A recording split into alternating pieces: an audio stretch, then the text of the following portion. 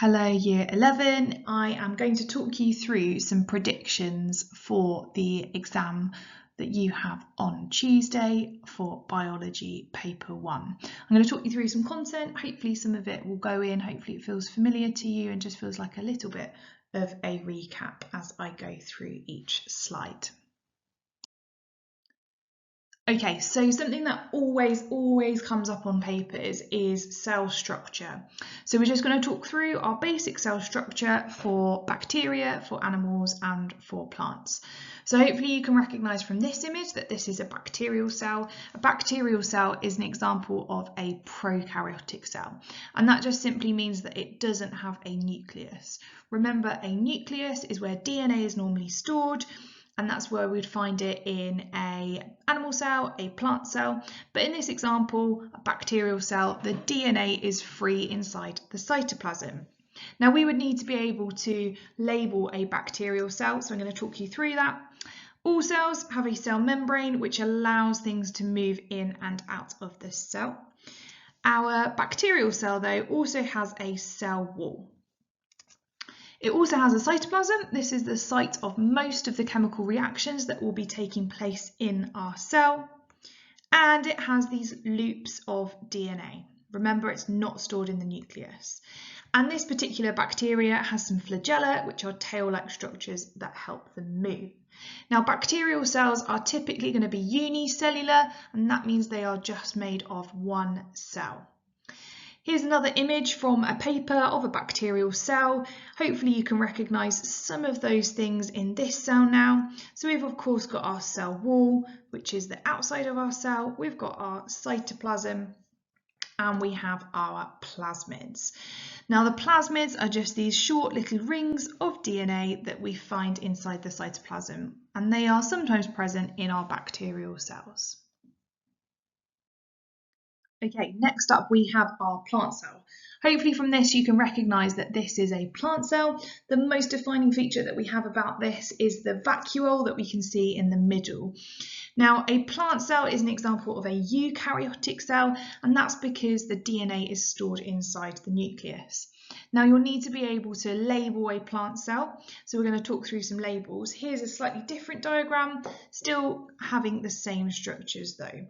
So a plant cell also has a cell wall, a bit like a bacterial cell, and you need to know that the cell wall is made from something called cellulose. We'll talk about that later on in this video. We also have a cell membrane, and that again is going to allow things to pass in and out of the cell. We talked about the idea that the DNA would be stored in a nucleus in this, and this is where our nucleus is here. We've got a cytoplasm. Again, this is where our chemical reactions are going to take place. We've got things called mitochondria now. So this is something that's not found in our bacteria, but is found in our plant cells. Mitochondria is where respiration takes place. We also have chloroplasts present in a plant cell. These are unique to our plant cells, and this is where the process of photosynthesis can take place. And we also have a vacuole. This is called a permanent vacuole, and it's a fluid-filled sac inside this plant cell. Okay, next up is our animal cell. So our animal cell is also an example of a eukaryotic cell, and that means that it also has a nucleus where the DNA is stored. Now, an animal cell is very similar to a plant cell, but it just has fewer structures. So it has a cell membrane, which allows things to pass in and out of the cell. It does not have a cell wall though. It has a cytoplasm. Again, this is where our chemical reactions will be taking place. It has a nucleus where the DNA is stored and it will control the cell. And it has these mitochondria where respiration will be taking place.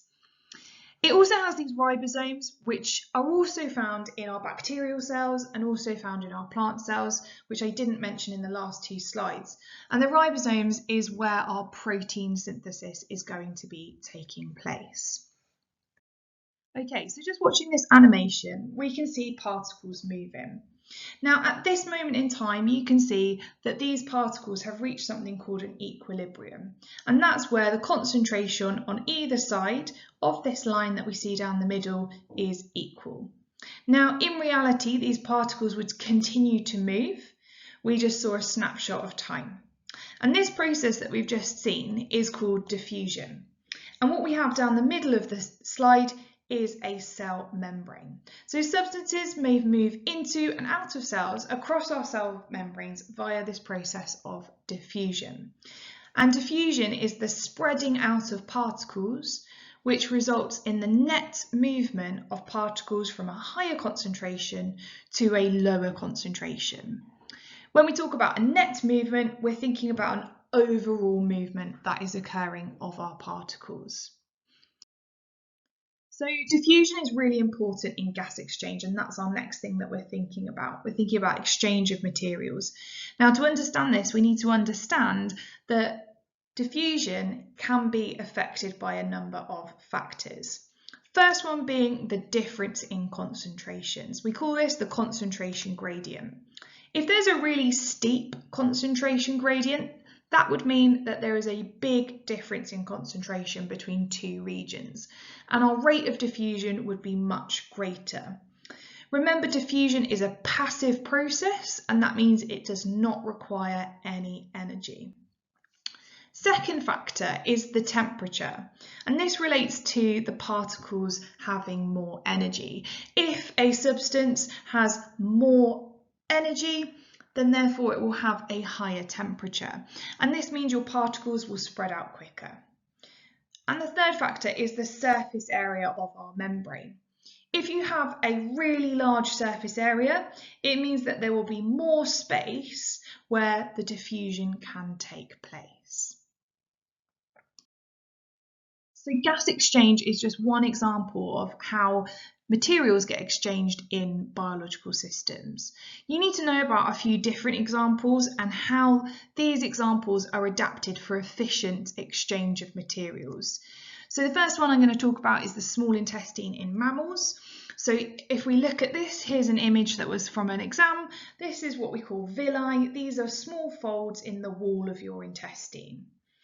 We've also got lungs in mammals as a place where gas exchange would take place, and this specifically takes place at the alveoli, which are tiny little air sacs where the gases will be moving from the air in your lungs into your blood. We also have gills in fish, very similar in the sense of a lung, but this time we're obviously in water, so the particles will be moving from the water and into the blood. We also have roots in plants, where we can think about the root hair cells having a really large surface area to allow more things to move into our cells of our root. And we can also think about the leaves in plants. And this is where we can think about our structure of our plant and the idea that we're trying to get as much carbon dioxide into the leaf as possible. So we're going to talk about now how all these places, these exchange surfaces, are adapted for efficient exchange of materials. Okay, so in all of these examples, the villi, the lungs, the gills in fish, the roots and the leaves, we can say that there is a large surface area, and that means there is more space for diffusion to take place. We can also talk about the membranes being really thin, and this allows a short diffusion path. It means that your diffusion will happen much quicker. In animals, we can talk about having an efficient blood supply, and that helps to maintain a concentration gradient. If you can have a big difference in concentration, this means your rate of diffusion can occur much quicker. Having an efficient blood supply means that substances can be moved away quickly and maintain that concentration gradient. In the lungs specifically, we can talk about them being well ventilated, so having lots of air, and that again will help to maintain the concentration gradient. So all of these things are things that we can talk about in terms of how these places are adapted for efficient exchange of materials.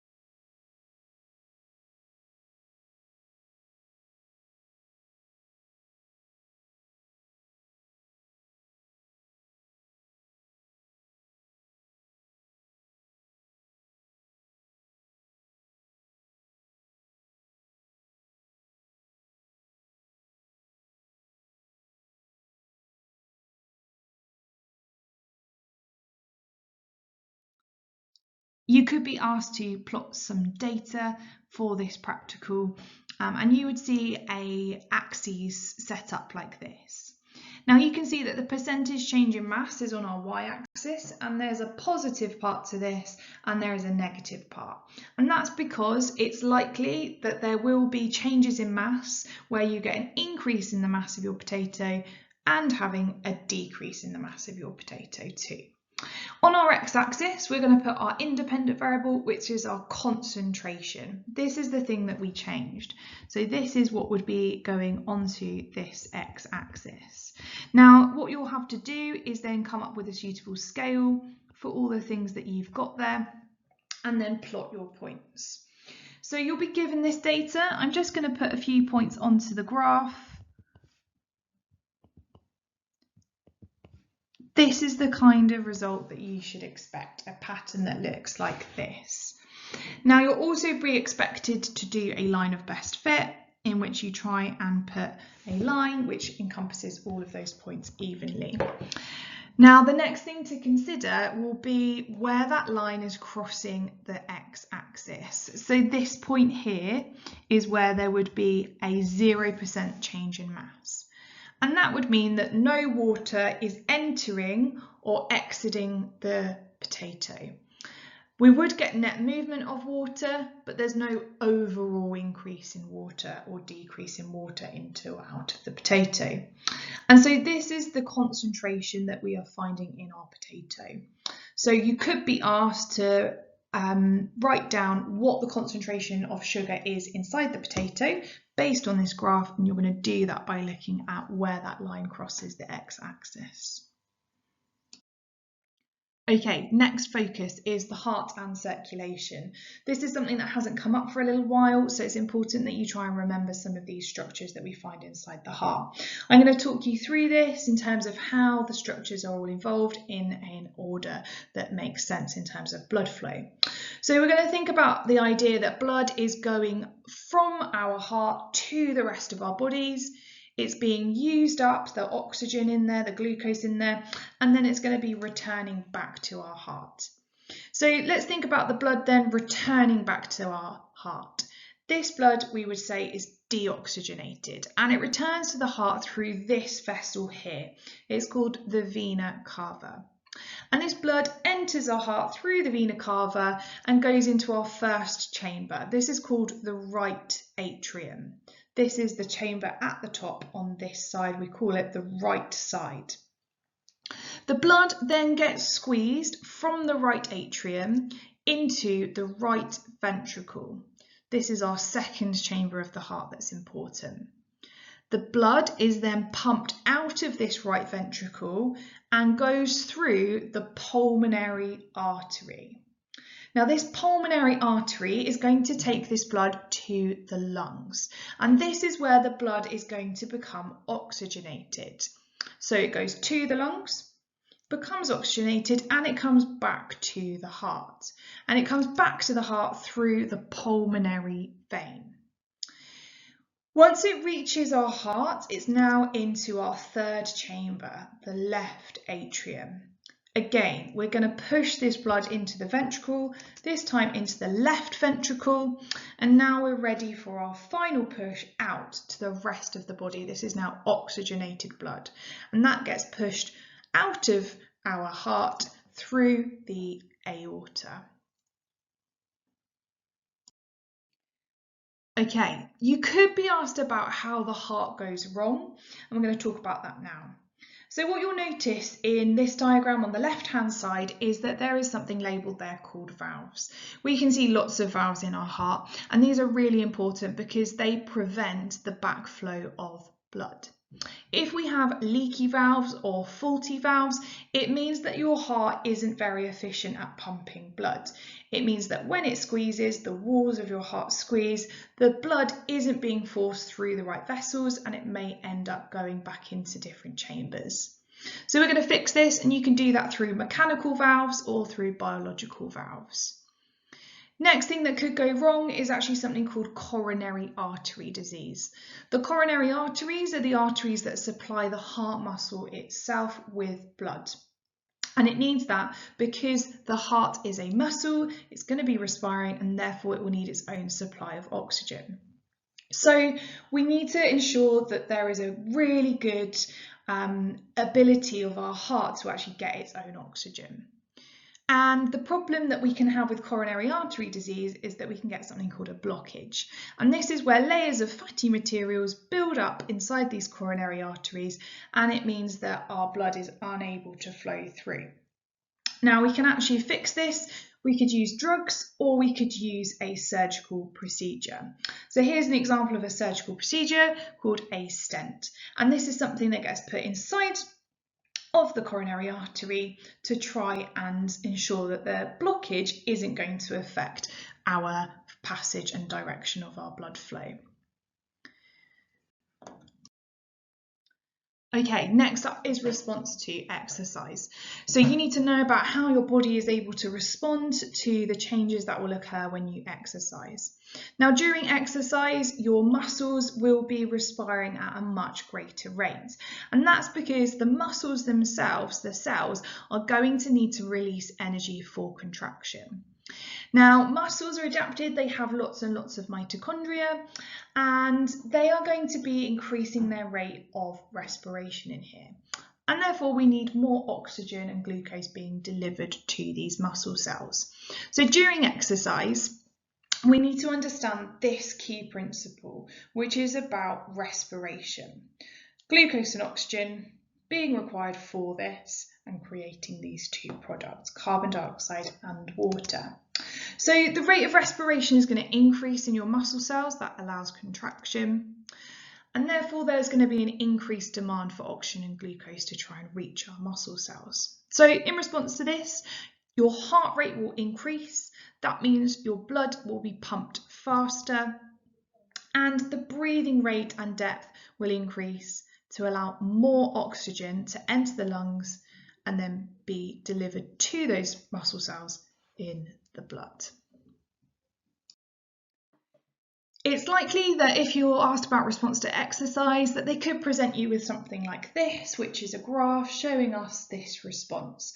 And this was about two students doing some exercise and their breathing rate being measured. There are a series of questions here that I'm just going to talk you through and how you would unpick this from the graph and how you would explain some of these. So number one says, what time did the student start exercising? For this, we need to start thinking about where that breathing rate has started to increase. So you would simply look at your graph, you would have a look at where that breathing rate was beginning to increase and trace it down. So you can see here that there is an initial increase, and you can see here that there is an initial increase. We trace that down and we can spot 4. So this is when our students were starting to exercise. It then says describe the differences between our student X and student Y. Well, we can make a comparison in terms of their initial breathing rate being different. We can also think about the change in breathing rate that has occurred and there being a bigger increase in terms of student X compared to student Y. We can also compare how long it took before they went back to having a normal breathing rate. You can see that the exercise stopped around this time, but you can see that this took much longer to get back to the normal breathing rate compared to this student over here, student Y. So there's our differences then. Why does our breathing rate change during exercise? Breathing rate is going to increase to allow more oxygen to reach our muscle cells as there is an increased demand for this due to the increased rate of respiration. Then it says, why did the breathing rate stay high after the exercise ended? So exercise has ended here, but we need to try and remove the products of respiration out of our blood. So carbon dioxide is made during this. Carbon dioxide could be toxic or can be toxic in our blood, so we need to try and get it out. We need to get it to the lungs so that we can breathe it out. We could also have had some anaerobic respiration in here in which lactic acid is made, so we need to be able to provide oxygen to try and break down that lactic acid. And then finally, we've got give another change in the body that occurs during exercise. You could have said about an increase in the heart rate or an increase in the depth of breathing. And finally, we move to metabolism. Metabolism is encompassing a huge amount. It is all about breaking up and making molecules. So if we think about some different examples with this, we'll start with glucose. Glucose can be stored as glycogen. So glycogen is a bigger version of glucose, and this is what happens in animals. We store it as glycogen. Glucose could be stored as starch or could be stored as cellulose in a plant. So a plant would store it as starch. It could be used for cellulose, which is in the cell walls of plants. Another example is our glycerol and 3 molecules of fatty acids. Now, when these come together, they will form lipids. This is another example of metabolism. We can also talk about glucose coming together with nitrate ions, and these will form amino acids. And these amino acids, in turn, will be used to synthesize proteins. And finally, we can talk about proteins. In our diet, we have excess. They can actually be broken down to form urea, which can then be excreted out of our bodies. So all of these are examples of metabolism. As well as these, we also have respiration as an example of metabolism. So there is a bit of a whirlwind through all the predictions that we have for the biology paper 1. We wish you all the best of luck.